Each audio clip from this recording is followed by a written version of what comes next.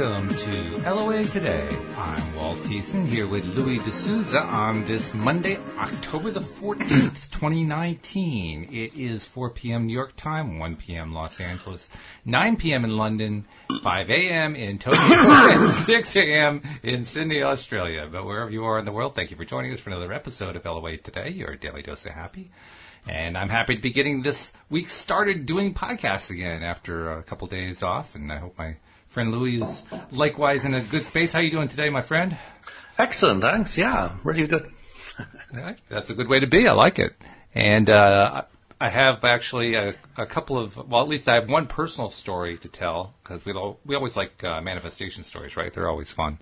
And so I have a manifestation story of my own to tell, and possibly one to share that I just saw on Facebook that might be kind of fun.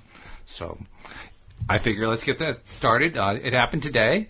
Well, I should say we experienced it today. How about that? We experienced the onset of it today. But who's we? We being Louise and me.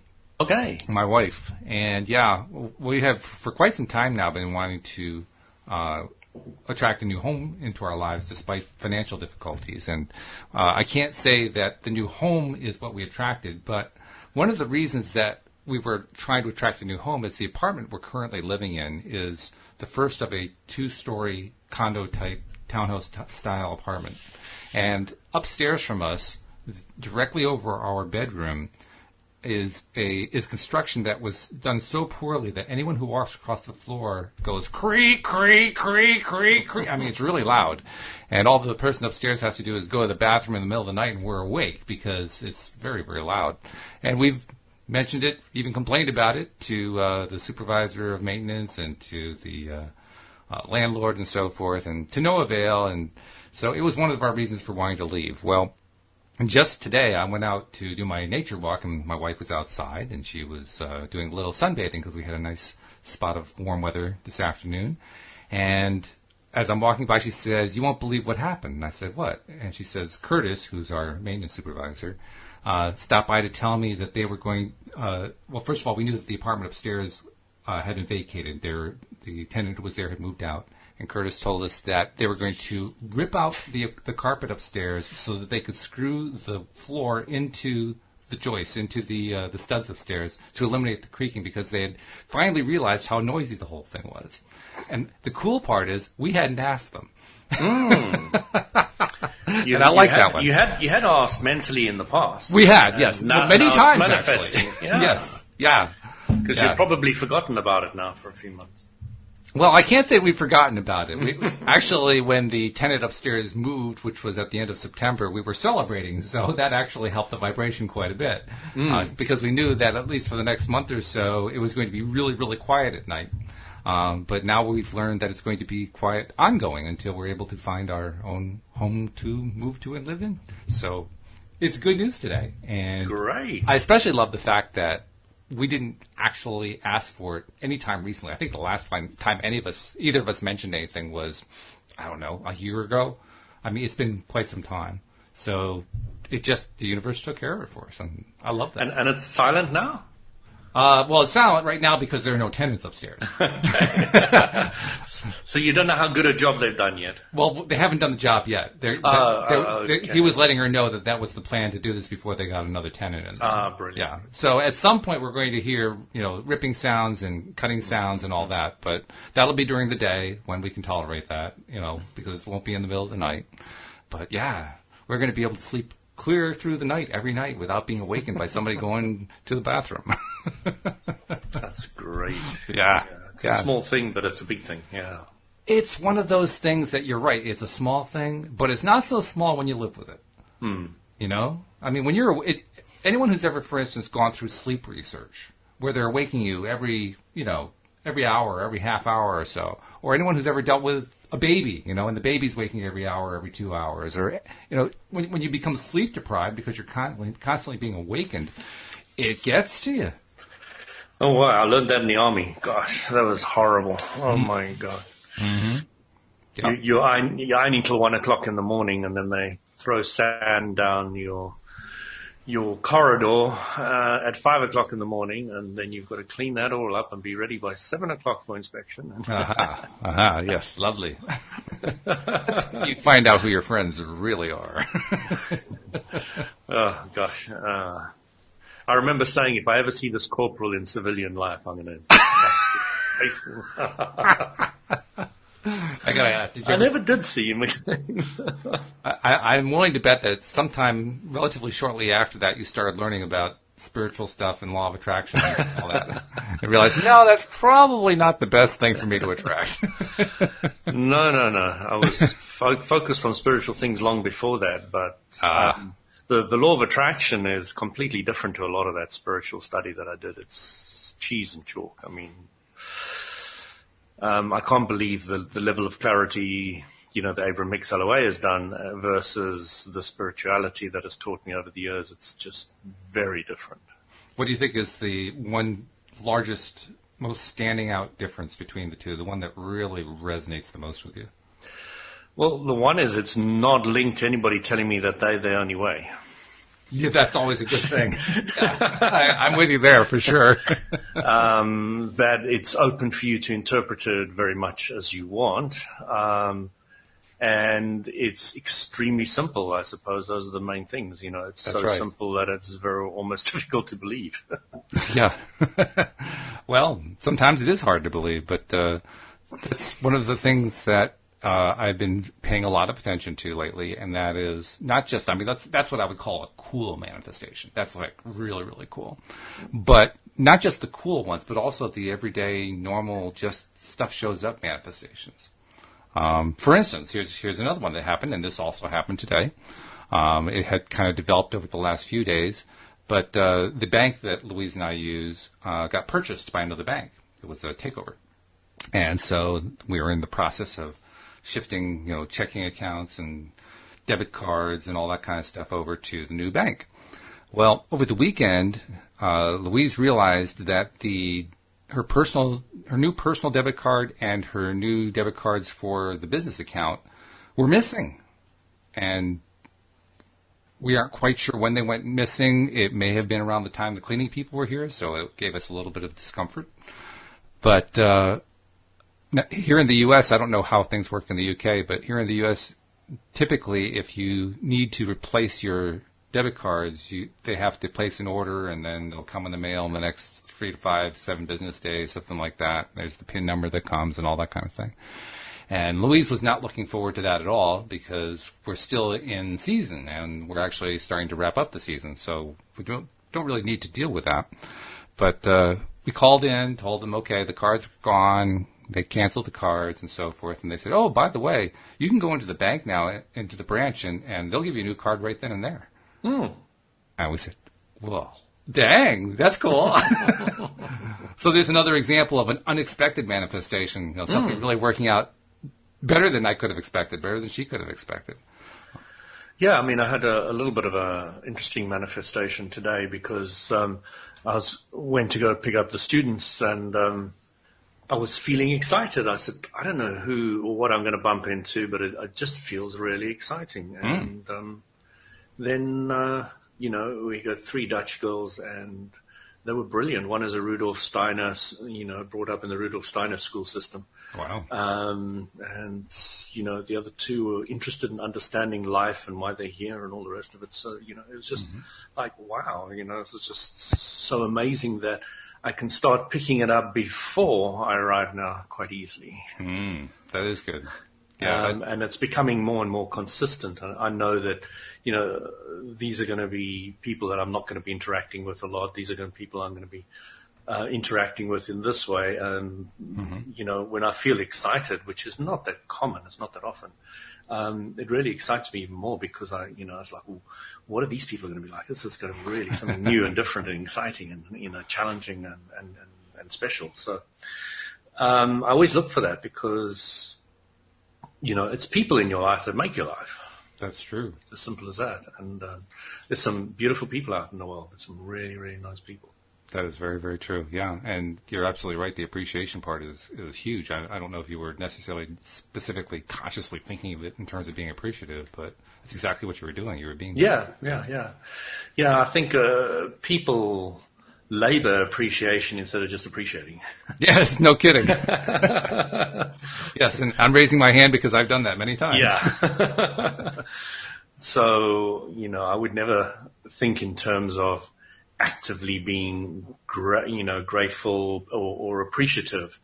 I would just think of the naturalness of being myself, kind of more, it kind of just turns out that way. And then, you pointed out to me and I didn't even think about it, It's like, Yeah. it's like, oh, is that what I was doing? That's right. Oh, yes. Hey. It's true. But, it's really exciting because, just recently, how many times in the sauna I've just manifested individuals. I don't know if I told you about the one guy, but he sat and chatted to me for about 2 to 3 hours. Wow, yeah. He was totally interested. He was aware. He was asking interesting questions and all the rest of it. And halfway through, he started saying to me, Louis, everybody should be taught this. Everybody should be taught this. Wow. And he said they should be forced to be taught this. And I said, okay, I have a room over there with some electric wires and all the rest of it. You're going to be the first one, and I'm going to force it into you. And, it was really interesting that somebody perceived so clearly what I could share and ran with it, and to the degree that they wanted to now teach it themselves and be a living example of it and force others to do the same. Well, I just have this image of Dr. Frankenstein working at his table saying, live, live, live. I said to him, you understand that the way I've presented it to you is I don't care if you believe me or not. And do you feel the power of that? Do you really feel the power of not being cajoled, forced, whatever, into agreeing with me in any shape or form? Do you not feel the power of that? He was like, but you should force them. You should force them. Oh, jeez. It was the most amazing conversation that I've had for a while, because I could lead him from one step to another, in incredibly short periods of time, And I said to him, I've already taught you enough that you can sustain your entire rest of your life based on this philosophy that I've given you. And I can see the clarity with which you understand it, and you can run with it. And I say I'll probably never bump into you again in my life, and I probably won't. I don't feel that kind of bond with that individual. So, it's really interesting how quickly you can take somebody from, zero to hero. Ooh, I like that. Zero to hero. Very nice. Yeah, that's good. Well, it is amazing, but also the other part that's interesting, I won't call it amazing, is that throughout most of that conversation, he evidently had very, very, very little resistance to what you were talking about. Yes. But I create those individuals to come to me. Well, I'm very clear about that. Those are the kind of individuals that I want, because it's the Abraham Hicks thing, isn't it? It's like they choose people based on the ease with which they can go from where they are to the next vibrational level. So, yeah, but by the same token, even though he had low resistance, and this is the part that I wanted to point at, even he had his own resistance, and his own particular case, the one that came out was, I resist the idea that people should just be allowed to discover this in their own way. No, it has to be forced on them. Which is, it's both comic and it makes sense, because that's who we are. We are human beings. But when you see a really good movie, Walt, you really want to tell everybody, you must go see this movie. Yeah, that's right. That's pretty much what it is, isn't it? Yeah, and it doesn't have to be more complicated than that, because I realize when you're a salesman, that's exactly how it works. You're going to a product you like, and then you go in to tell people how much you like it. And that's right. That's what a salesperson is. And, if you understand that, you understand sales, because it's done naturally and it's done from the heart, and it's done with the clarity that you're passionate about it, and that's all you want to talk about. And, that's it. So, people have still got the choice not to listen to you or to go away, and that's always going to be there. But I wish I understood this law of attraction clearer when I started my network marketing company, Oh. because it would have made a huge difference. I wish I had understood all this stuff when I was in my teens. I mean, my life would... They say that when you go through trials and tribulations and difficulties, it makes you stronger, and it does. And when you go through struggle, you actually come out better at the other end, and you look at it like, I wouldn't have wanted to do it any differently. And I'm here to tell you, absolutely not. That's not exactly how I feel at all. I mean, I really wish I could have done it differently. In fact, I am lately taking on the Neville Goddard concept, not just Neville, other people too, of doing what he calls the pruning shears revision, basically changing what I remember about how it was like.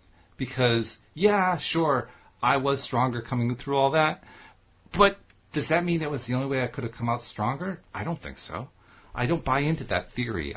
I mean, this is one of the few areas where Joel Elston and I disagree. He's very strong on the idea of when you come through that struggle, you're always going to be stronger, and that's why the struggle should be celebrated and so forth. And I respect his viewpoint on that.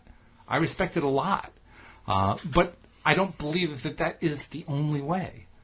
And I'm not even sure he thinks it's the only way, to be honest. But I just don't think you have to go through this particular path in order to acquire whatever that strength is or that skill is or whatever it is you're getting out of it. So would I have changed? Yeah, I would have changed it. I would have done things differently. But here's the rub. I wouldn't. I'm not looking at that with, oh God, I'm so upset that I didn't do things differently. I'm looking at it as, wow, I would have done things differently. And that's big the difference. There's a big difference there. Yeah. One is wistful and painful and, oh, geez. Oh. The other one is, whoa, wouldn't it be great if? Yeah, I mean, to me, it's the past is really becoming the past. Mm-hmm. I don't think much about it anymore, and it just lands up being history. If I've got some good stories which help explain how people can change, because that's what I'm excited about doing, helping people become more aware of life, the universe, and everything, and how it all works and fits together. If I've got some great stories from the past, I've polished them up, I've present them well, and I just go out there and I use them, and I use them again and again. And, as long as they're working for me, I will continue using them. But I don't think much about the past anymore. The past is just the past. It's, I don't even consider it. I can't say I spend a lot of time on it. Where I see it as being valuable to me is any opportunity that I have to practice imagining is what I really am looking for. Basically, creating what that is so has exciting. not yet been there, or what was not there before, even. So, I mean, when I first started with all of this, that seemed impossible. Now it's like it's a challenge. Like, whoa, I know that would be really hard to reimagine, but by God, let me see if I can do it anyway. And then when I succeed, it's like, oh, I did it.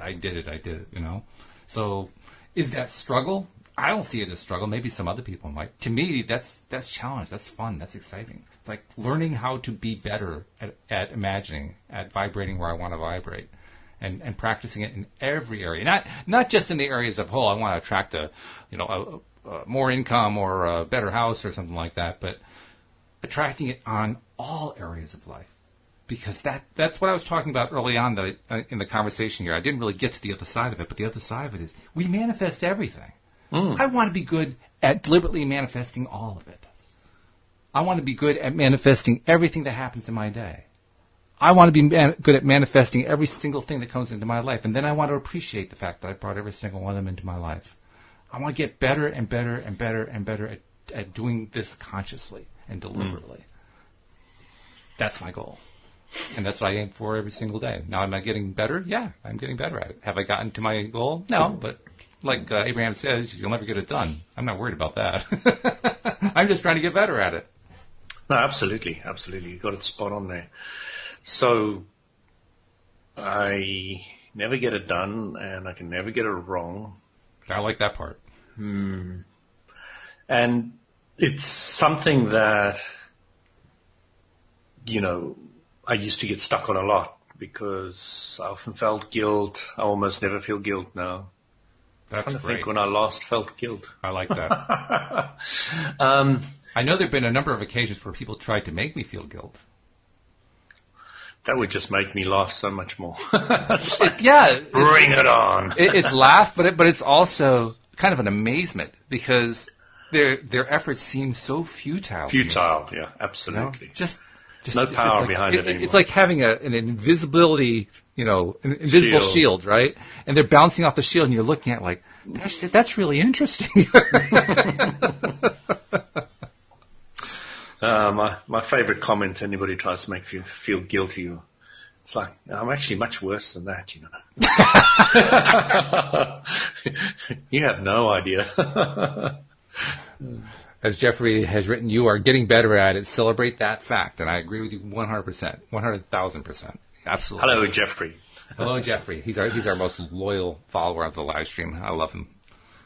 Not that I don't love the other people who join us on the live stream, but he's just here so consistently. And he has really good, pithy, clear ideas to share. And one of these days he's going to jump on the podcast. He's threatened it a few times. Mm-hmm. Yeah, jump on now. Now, we'll talk. Yeah, absolutely. But this whole thing about every day being manifestations, being full of manifestations, part of that I'm still trying to get my head around. I mean, I understand it in theory, but in practice, it boggles my mind at times. And that is, I go through my life and I come to this room every single day to do the podcast, for example. And in this room, there's my laptop in front of me with the camera. There's a large screen monitor over here. There's another laptop over here. There's the curtains. And it's always the same way. The hard part is realizing I'm reimagining that every single day. Mm-hmm. I'm still working on that one. Still trying to get that one in my conscious mind. Like, I'm reimagining this every single day. I mean, do you find that? Well, my mentor said to me many, many, many, many, many years ago, I'm old now. But you hide it well. So she said to me, when you wake up in the morning, you must look at that wall in front of you, that curtain, that wardrobe, etc., in a brand new way. Look at it as different and new every day. And I was like, how the hell could you do that? Threw it away as a rotten concept. And, I often thought about it. It's like, how do I do that? How do I wake up and see this different? And that when you start realizing that your vibration changes, so therefore you're obviously perceiving it differently. Mm-hmm. You start thinking of it in a slightly different way. It's like, oh. So as my vibration changes, I mean, I've been through a lot of dream and soul travel and things like that where I woke up in the morning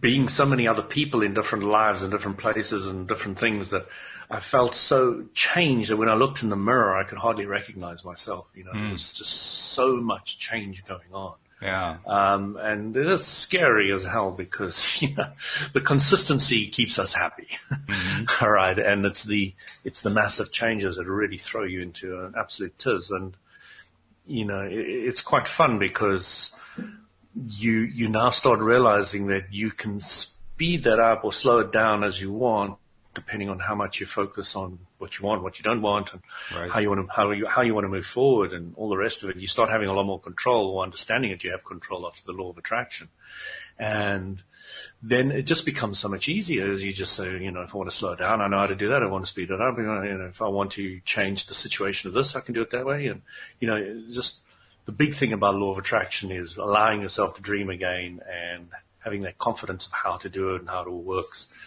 And it's just fun, you just have a lot of fun with it all because you stop worrying about anything and you just focus on moving whichever way you want to. Mm-hmm. I've noticed that as I've been paying more and more attention to this fact that I keep recreating this, even though sometimes it's hard to believe it, I'm becoming more aware that every single day that I come into this room, even though everything is right where it always has been and it all operates the way it's operated before, it is a little different every day in ways that I can't put my finger on. I mean, for instance, I have a big screen monitor over here, okay? And I look at the big screen monitor, and every single day it's the same monitor. And yet there is a difference. And I can't tell you what it is. It just feels, it feels like there's something different about it. So I attribute this to me just focusing my attention. What we focus our attention is what we vibrate to, right? Mm-hmm. So I'm focusing my attention on how everything is a little bit different, and now I'm starting to see everything a little bit different. Do you start seeing how you can repair your car and I haven't gotten there yet. Bugs hitting the windscreen, but you I can start. love that though. I can see it potentially. Certainly, haven't read how Richard did it or how Donald actually did it, but yeah, it's closer. But you can start getting a feel of how you can move in that direction and how you can actually do it. It stops becoming a dream or a myth or something that somebody else can do, and starts saying, like, I can kind of get a small idea about how this is going, how it works. Mm-hmm. And, somebody was saying to me, but why does mankind respect the entrepreneurs and the people that are really wealthy on the planet? I said, that's very easy. I said, they're very good manifestors, and we respect manifestation as soul. This is true. And they can say, look, I've got my new Jag. I got this, I got that. You can see it, physically taste it and touch it. And it's like, okay, I can see that. But you get those people that are manifesting on so many different levels, and you start appreciating the artist, and you start appreciating the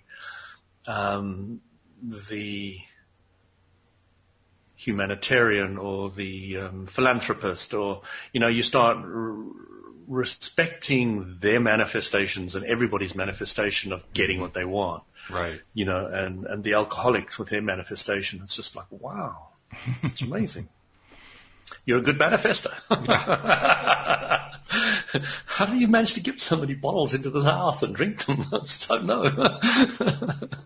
Sometimes we become dismayed at how good we are at manifesting, but that's actually progress in and of itself, because if we're dismayed by it, it means we recognize that we did it. That's a huge step forward for most people. Actually acknowledging, oh yeah, I guess I did manifest that thing that I didn't like very much. Oh well. The journey is fun because you start respecting every different individual and the way they are differently creating their manifesting their reality, and you start having so much respect for the most normal people. The people that are balanced and harmonious and just do normal everyday things and look after the kids' lunch and prepare this and do that and sort that out. And it's just like, wow, they're really good at what they do, And I think housewives specifically don't get enough credibility or, enough respect, not respect, they don't get seen as clearly as what they do. Because this one entrepreneur was saying, I don't know if you've watched the 5-hour energy drink guy. He's brilliant on YouTube. I love him. You've got to, you've got to. All right. I will put you in a room and I'll put electrodes on you until you do it. You do realize that's the best way possible to get you not to do it. Yes, right. I am a bit contrary in that way. Well, he was saying that one of the people he likes employing is wives, housewives with lots of kids, because they're very, very efficient. Oh, yeah.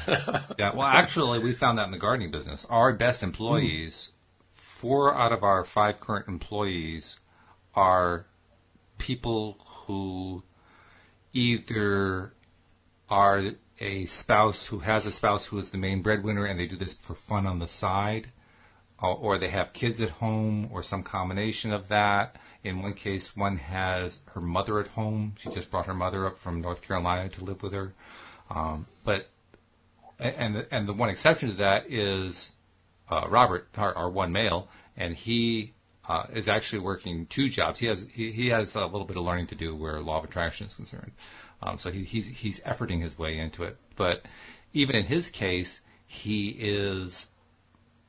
comes into this with love for the gardening itself, and that's the common denominator. The people who are what often are described as the housewives, the people who are tied to the house, tied to the home, they have a love for this because they love their own gardens.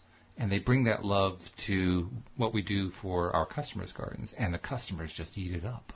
So there's another example of what you're saying, and I agree with you totally. There is a work ethic in that kind of a person.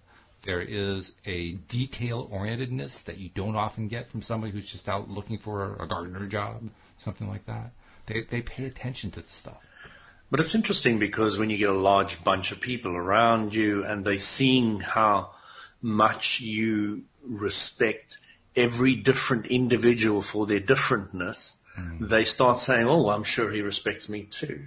And as soon as you get that, you've got their loyalty, you've got their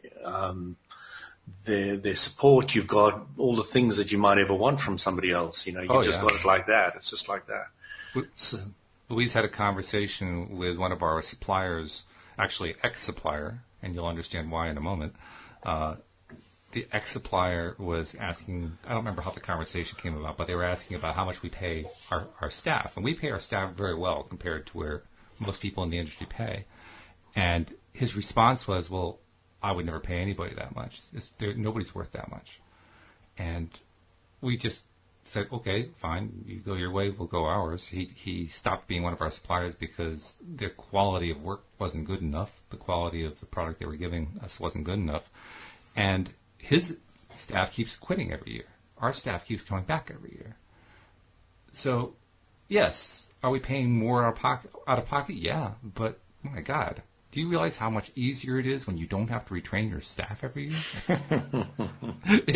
You're talking taking months and months and months of the schedule just trying to get started up again, and by that time you're halfway through the season, as opposed to you're just running from day one. A huge difference. And that's just one tangible monetary, if you will, but also a very tangible real world difference, not counting the spiritual ones, not counting the ones that have more nebulous, less definable positive consequences. But I can point to a few of those too. Like every single one of our staff members, when they interact with the customers invariably, I can't remember the last time there was an exception to this, invariably say they love this person. They love the work that they do. And our customers, gardening is a very individual thing, right? You can create what they call the English style garden. You can do the French style garden. You can do all, Chinese style. There are all different kinds of styles. People have different varied tastes and so forth. And we're trying to meet and match all those tastes. And every single kind of customer that we have loves our gardeners. Now, do our gardeners actually like doing all those different styles? Probably not. They have their own particular favorites. What they like is doing what the customer wants and then giving it the way the customer wanted it so that they can enjoy their gardens. And it works. It just works because everybody's on the wavelength of what feels good to them. It's a wonderful combination. Yeah.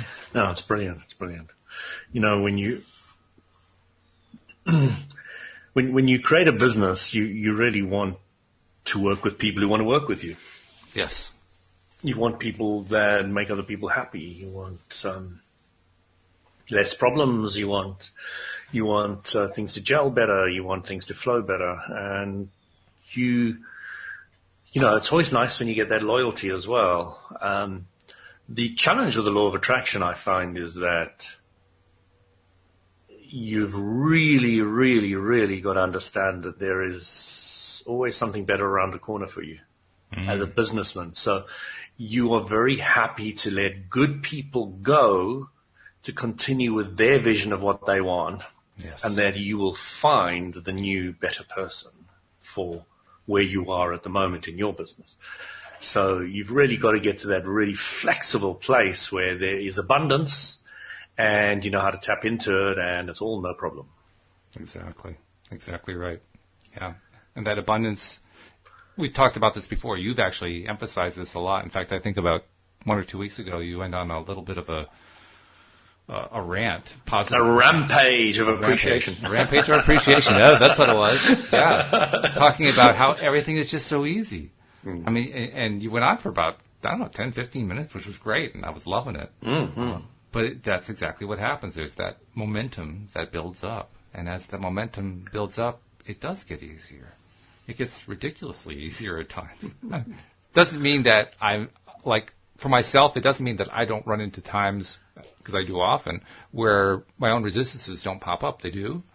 They still pop up, and I still have to find ways to let go of them and release and focus again on focus my attention on what I prefer. And sometimes I don't remember to do it as quickly, so I have to deal with manifestations I don't like so much for a bit until I finally remember. But even there, overall, it's getting easier and easier. The pop-ups of stuff I don't like, they last they last less. They last a shorter period of time. They have less intensity.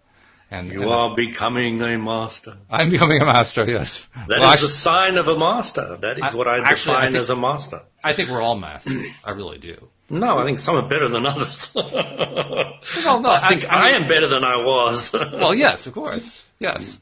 The reason I say that, though, is we're all master manifestors. Yeah, I'm not talking about manifesting. I'm talking about the time we spend on what we don't want. Oh, yes. Yeah. That part is... That is what I consider a master, is somebody who spends less time on what they don't want, or very little time on what they don't want. Yeah. No, I agree with you there. Yeah.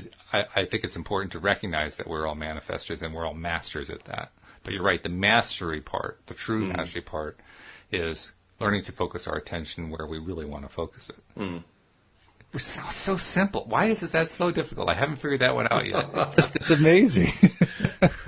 Because people have been throwing different religions and beliefs at you that are complicated for so long. That the same thing hits you and the same thing hits me. It's just mind-blowingly simple. You know, it's just so frigging simple that, you know, I have to spend half the time on my podcast saying how simple it is. What else do I do? Yeah, well, that's a good thing. Well, that's part of the reason that I even do the podcast. Just have one more opportunity to recognize the simplicity of it, and to recognize what's going right, and to recognize that I'm focusing on what I like to focus on. And boy, it all just kind of feeds in. It's an interesting thing.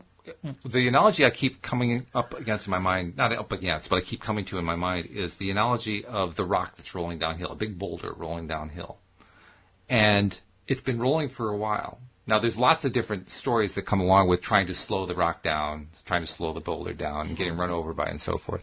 But I try to imagine myself as somebody who's kind of like running along with it and slowing it a little bit and a little bit and a little bit more by degrees until it's going slower and slower and slower and slower, looking forward to the day when I'm actually going to get it going the other direction.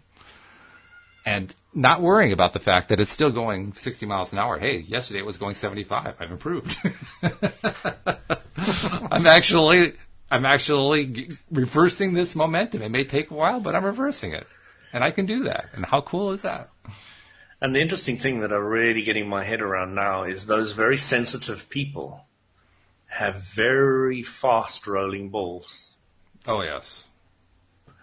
And they're rolling down a hill, and, you know, they just, you know, when things aren't going their way, they really feel the pain of going down the wrong hill, you know. Oh, yeah. They feel it so badly. And when it's going down the right way, they feel it so good. And you start realizing that as a man, as humans, we have the ability to,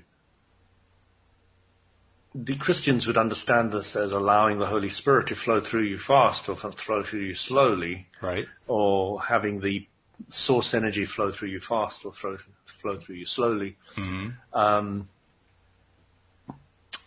So you start having the control of how fast you want it, and you have a far greater control of going down the hill in the direction you want and not going down the hill in the direction you don't want.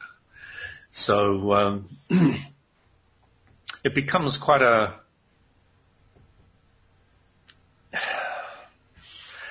Yeah, I've never felt so much in control of my life as I do now. Never. Never. It just doesn't exist, you know. It's like I was never told that I could control this. I never realized that belief is just thoughts you think of, and didn't realize that belief created your reality. I didn't believe, you know, I didn't know any of that. So sure. I was completely stuck out on a limb and worrying about things that I couldn't control and didn't know about. And, you know, I just look back and I just shake my head at the ridiculousness of it all. It's like, I hear you. You know, it's just crazy. And now, there's something else that I've been experiencing intermittently, and by intermittently I mean with each instance spread out a wide amount of time from the previous one. But every once in a while, I find myself, to use the metaphor of the rock rolling down the hill, I find myself able to suspend that rock, and the momentum stops, for brief moments of time. And I think to myself, how the hell did I do that? You know, in the religion that I was previously in, they used to call that rest points in eternity. Okay. And I kind of like the idea that there are, if you wish, because it's just a thought you think of, and there can be points where you can rest, where you can just completely chill, the momentum slows down, and you're just enjoying the peace. You know, you're smelling the daisies, you're walking around, you're not really going anywhere. And then you get I really want to go in this direction, do this, and then you go, and you slide down that way, and then you have the rest point in eternity, and then you and you start controlling this, and you start moving your boat in the way you want to, in the direction you want to, in the speed you want to. You have rest points if you want to. So yeah, they're all fun. It's fun, and it's also challenging and disturbing all at once. The disturbing part is, why can't I seem to always reproduce it? But I can at times. And the challenging part is, how soon can I reproduce it again?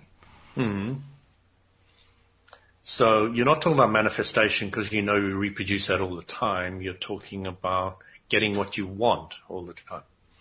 I guess so, yeah. I guess that's what it adds up to. I think about it particularly in terms of stopping or reversing momentum. Because I know that whole momentum piece is really about how much am I focusing on what I don't want. Or what you want. Or what I want, depending on how you want to look at that, right? So in that sense, what you just said, that fits it. But there's also the sense of, well, for moments at a time, I can shift my thoughts so thoroughly, so completely, that it really does, the momentum of that thing stops. And for that quick moment that often lasts no more than a second or two, for that one quick moment, I can actually shift the momentum. The momentum was going this direction, and I shifted going this direction, or up in that direction, or whatever. Just, all of a sudden, it just happened. And sometimes I'm able to do it consciously. Most often, I do it without recognizing that I'm doing it until I see afterward, oh, wow, I just did it. And I'm asking myself, what did I do? I want to reproduce that. What did I do? What did I do just now? And I can tell you, well, that becomes clearer and clearer. You start being able to be very clear about that, and you start being able to say, well, now I understand the mechanism a bit better, and now I can reproduce it quicker and easier, and so it goes on and on and on. And you understand after a while that the ability to reproduce it quicker and easier is just a belief. Yeah. And then you start thinking, well, I better tell myself new stories that are better, and I better start focusing on them again and again, and for at least more than 14 seconds. And, the whole law of attraction understanding just kicks in, and you just ride it, and you ride it, and you ride it, and you start realizing that, I'm on the other side now. I'm flowing where I want to, and I'm just going, and I'm really enjoying it. So, the 14-second thing, I want to talk about that for a second, too, because I'm realizing, I have begun to realize that even that is illusory. Even that is basically putting up a resistance point. Not necessarily. It depends how you look at every subject's two subjects. True. It can you can look at it either way, and that's absolutely true.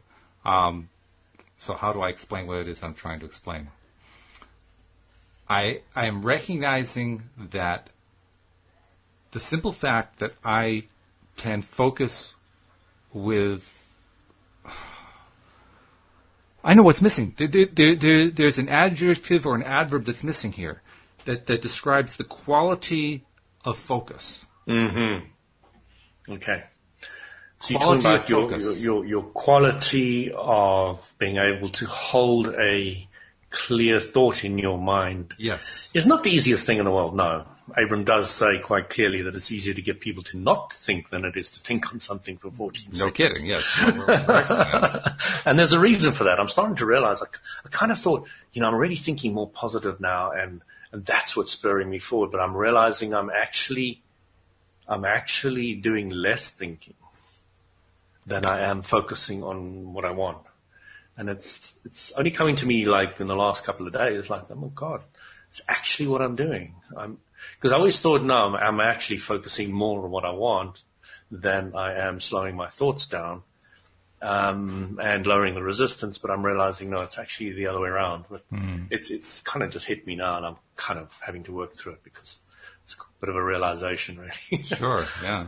And then you start understanding, it starts to become clear what Abram was saying there, that it's easier to think of nothing than it is to focus on what you want. And I'm also realizing that the 14-second or 17-second or whatever the time period is, it almost doesn't matter. That's really just an average. It doesn't necessarily mean that your thought process has to be focused on something for 14 seconds. That's where the quality of the clarity comes in. The more clear you are, the less you have a kind of a need for a time interval. It just becomes unnecessary.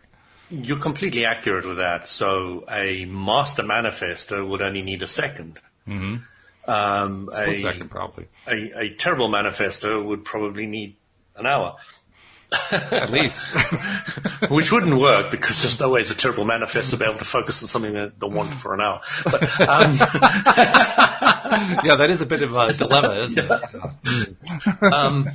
So you start realizing that it depends. It's a little more dependent on the quality of the belief, which means the quality of the thought, which is based around the fact that the law of attraction exists, works for you, and works all the time, or as often as you believe it to.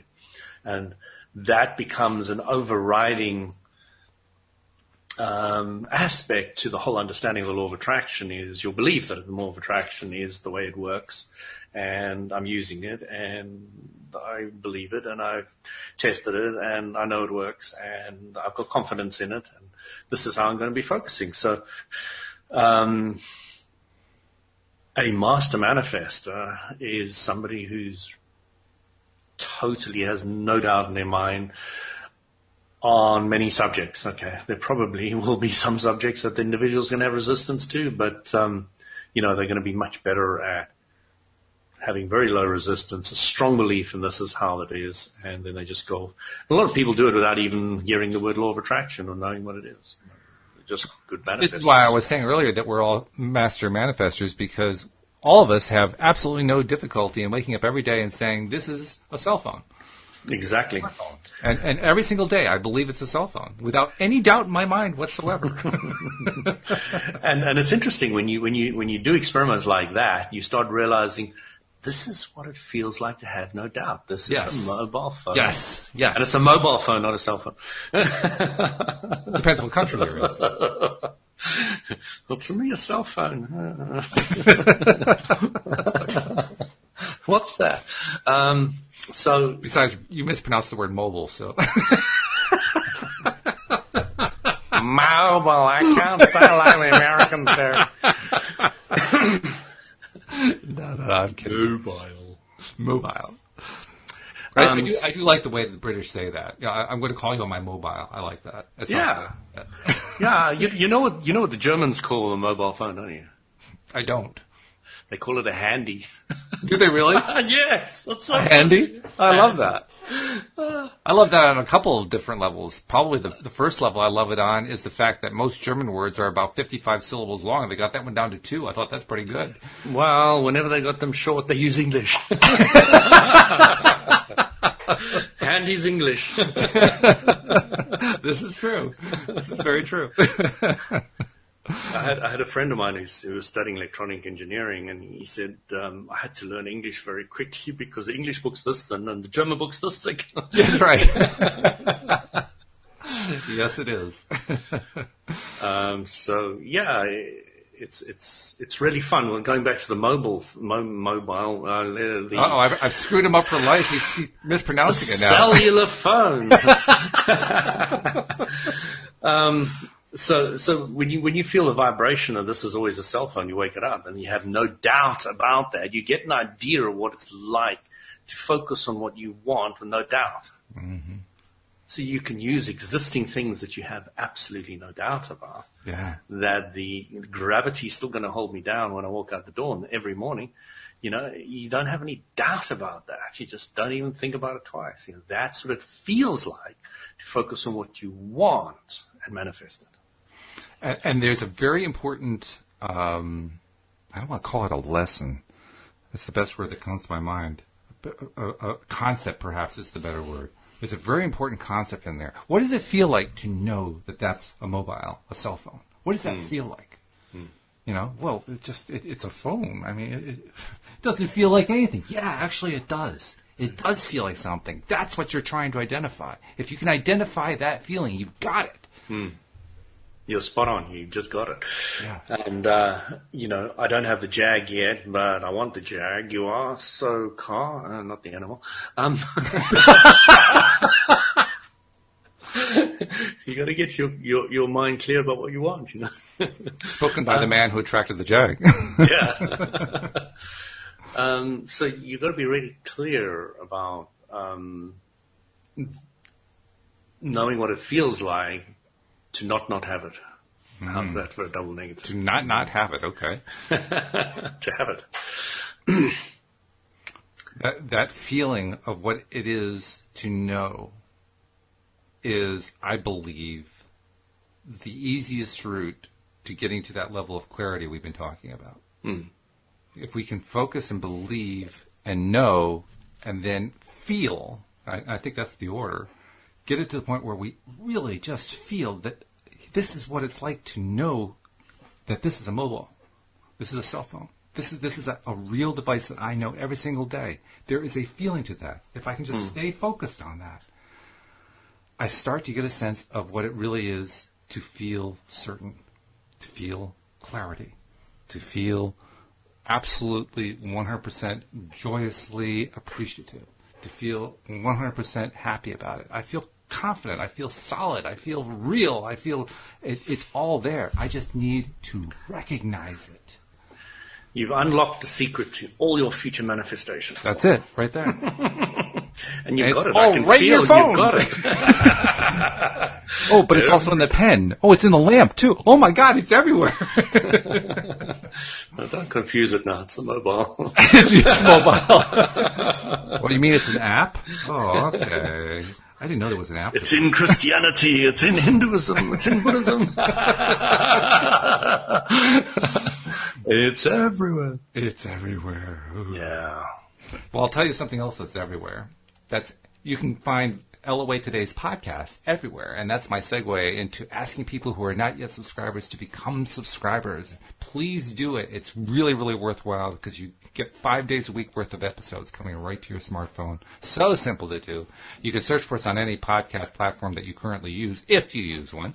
But if you're not using one currently, pick one for your device. That if you're using an iPhone, go with the the built-in podcast app. It's really simple. If you're on an Android phone, there's lots of choices. I recommend Google Play, but do whatever one works for you. Bottom line, Google Play. You don't like Google Play? Okay, well then. No. Google Play is the Play Store. Google Podcast is the podcast app. Oh, that's true. Yes. In the Play Store. You're correct. Yes, you are correct. Yes.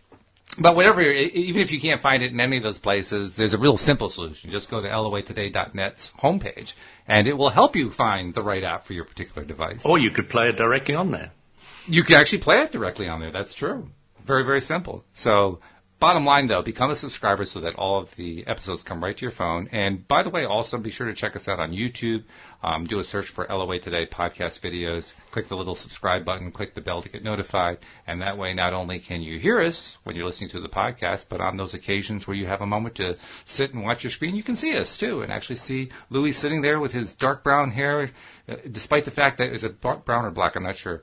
Despite the fact that he's in, he's like 175 years old. He's got this dark hair. It's really amazing.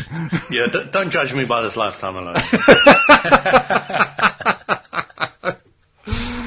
Well, I wasn't judging so much as I was appreciating. How about that? Don't appreciate me by this lifetime. Oh, that's funny. That's funny. I don't know. It's just that's the part that I always see first every time that we do a show, and I know, okay, I gotta just kind of rag on him a little bit. Oh, but this has been so good. I like the fact that we have, I won't say had a breakthrough, but we have really done a good job today nailing down what it is to achieve that level of clarity that we all need. We've done this today better than any show I can remember recently. So thank you for helping do that.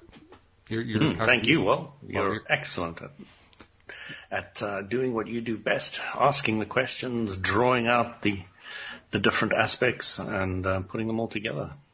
Well, it's easy when you have somebody easy to work with. Let me tell you that. I mean, just as you attract people into your life who are easy to help, I attract people into my life who are easy to do podcasting with, and it works.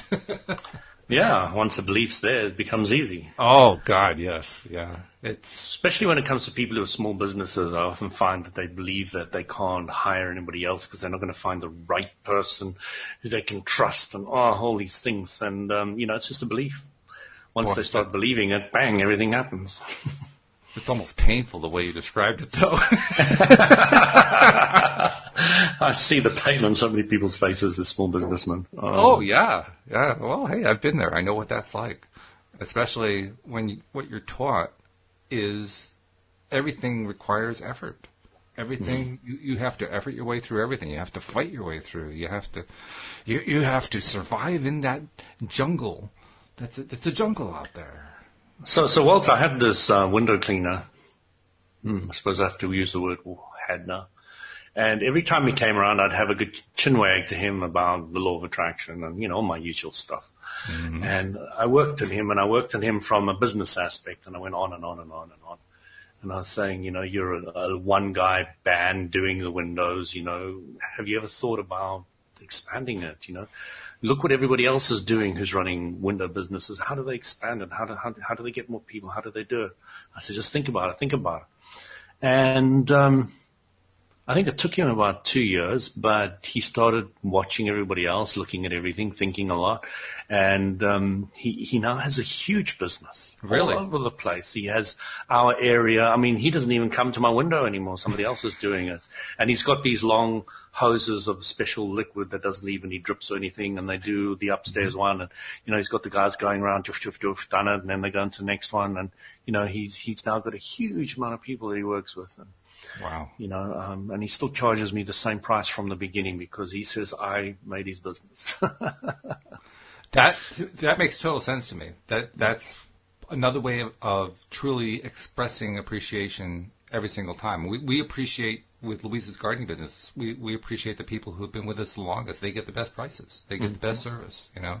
And we continue to appreciate them to this day, and we will continue to for as long as we own the business until we pass it along to somebody else. And even the somebody else who we pass it along to is also going to be chosen in part because they will appreciate those same people. So I'm with you.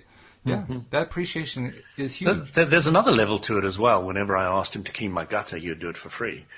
Now he says to me, I'm charging you. And I said, fine, but he still does me a really good rate. But, sure. He's also got the other angle where, I'm adding to my business. I can now do this. Absolutely. I can charge for this. I can charge for that. And, the whole business starts expanding. And it's like, it just takes a bit of thought. That's it. It was just a thought.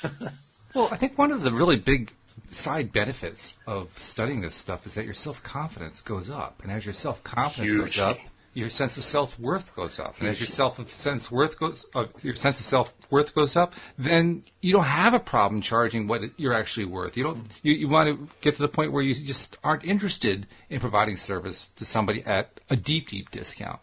In fact, we've gotten to the point now with our business, with the gardening business, that if a customer is not somebody who's willing to spend above a certain threshold, we don't even want to talk to them. It's not who you want. Yeah. I mean, they're just too small for us, which is mind-blowing. Somebody said to me the other day, you were talking about confidence, and they were saying, God, you're egotistical. They were saying it more jokingly than anything. And I said, you can look at it as egotistical. You can look at it as confident. And they're just like, Yeah, that actually is a topic for perhaps the next time, and that is the topic of self or ego and internal being. Very often we turn that into a dichotomy, two different things. It's like, oh, I'm going to focus on my inner being. I'm not going to focus on my ego. I'm not going to focus on my myself and so forth. I'm going to be more selfless and so forth. And I think we actually set ourselves up for negative momentums on that. But that's a topic for another day because we don't have enough time to get into it today. No, we don't. So thank you very much. Appreciate your time, and I'm looking forward to talking to you again next week. Likewise. Take care, listeners. Take care, Walt. We'll see you all next time here on LOA Today. Goodbye, everybody. Carpe diem.